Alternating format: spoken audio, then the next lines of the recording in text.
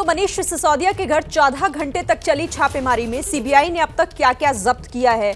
मनीष सिसोदिया ने इस पूरे मामले पर क्या कहा, सीबीआई की एफआईआर में कितने करोड़ के घोटाले का जिक्र है और सबसे बड़ा सवाल कि क्या सीबीआई छापेमारी राजनीति से प्रेरित है, जैसा कि आरोप आम आदमी पार्टी लगातार लगा रही। इन सभी सवालों का जो जवाब है आपको हमारी इस रिपोर्ट में मिलेगा। शराब नीति केस में 14 घंटे की सीबीआई छापेमारी के बाद दिल्ली के deputy CM Manish Sisodia media के सामने आए। सिसोदिया ने खुद को बेगुनाह बताया, सीबीआई छापे को मोदी सरकार की साजिश बताया और साथ ही ये भी कह दिया कि अगले 2 से 3 दिन में उनकी गिरफ्तारी भी हो सकती है। सोर्सेज कह रहे हैं कि 1 करोड़ का घोटाला हुआ है, ये सीबीआई की एफआईआर कह रही है। इसमें ना 144 करोड़ का जिक्र है, ना 11,000 करोड़ का जिक्र है, 1100 करोड़ का, ना 8,000 करोड़ का मनोज तिवारी जी वाला जिक्र है। ये सब बकवास कर रहे हैं। इस पूरी पॉलिसी में कोई घोटाला नहीं हुआ, बहुत शानदार पॉलिसी है। मोदी जी का रुख यह है कि उनको अगर कोई अच्छा काम करता हुआ दिखता है तो वो उसके काम को रोकना चाहते हैं, उसके काम को साजिश के तहत रोक के उसके लोगों को और उसको सीबीआई और ईडी का डर दिखा के उसको रोकना चाहते हैं। मैंने भ्रष्टाचार नहीं किया, मैंने सिर्फ इतना किया है कि अरविंद केजरीवाल जी का एजुकेशन मिनिस्टर हूं मैं, इसलिए ये कर रहे हैं, इसलिए ये साजिश रची जा रही है। इन्होंने पहले अरविंद केजरीवाल जी के हेल्थ मिनिस्टर को गिरफ्तार किया, फिर कल मेरे यहां रेड डाल दी, अब 2-4 दिन में मुझको भी गिरफ्तार कर लेंगे। इस पूरे मामले में राजनीति एक तरफ है, लेकिन सबसे बड़ा सवाल यही है कि क्या दिल्ली में शराब घोटाला हुआ है? क्या इस केस में अब ईडी की भी एंट्री होगी? क्या मनीष सिसोदिया की गिरफ्तारी होगी? क्या सीबीआई छापों के पीछे राजनीति है? सीबीआई की चार्जशीट के मुताबिक केस में घोटालेबाजी, रिश्वतबाजी हुई है।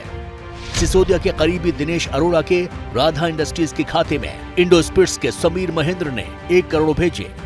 गुरुग्राम के बड्डी रिटेल प्राइवेट लिमिटेड के director Amit Arora, Dinesh Arora, Arjun Pandey deputy CM Sisodia के करीबी हैं।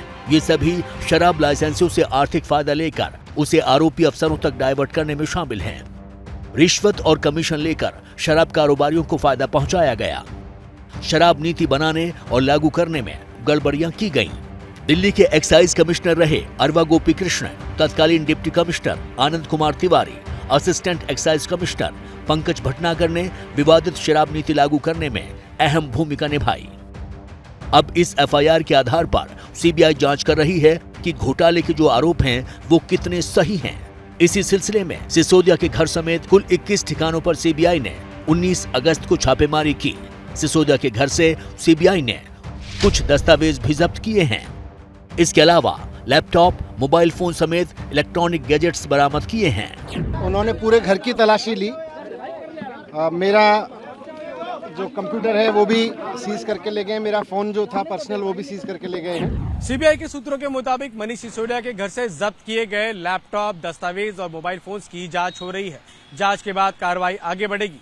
इसमें बड़ी बात यह है कि जल्द ही इस मामले में ईडी की एंट्री भी हो सकती है, क्योंकि रिश्वत देने और घोटाले के आरोप जो लगे हैं उसमें मनी लॉन्ड्रिंग का एंगल भी हो सकता है। क्या मजबूरी है मेरी, बताइए।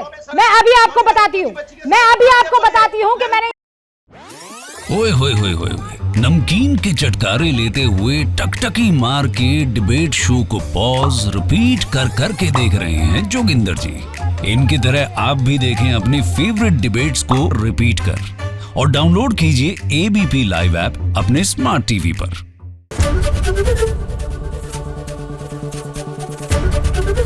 एबीपी न्यूज आपको रखे आगे।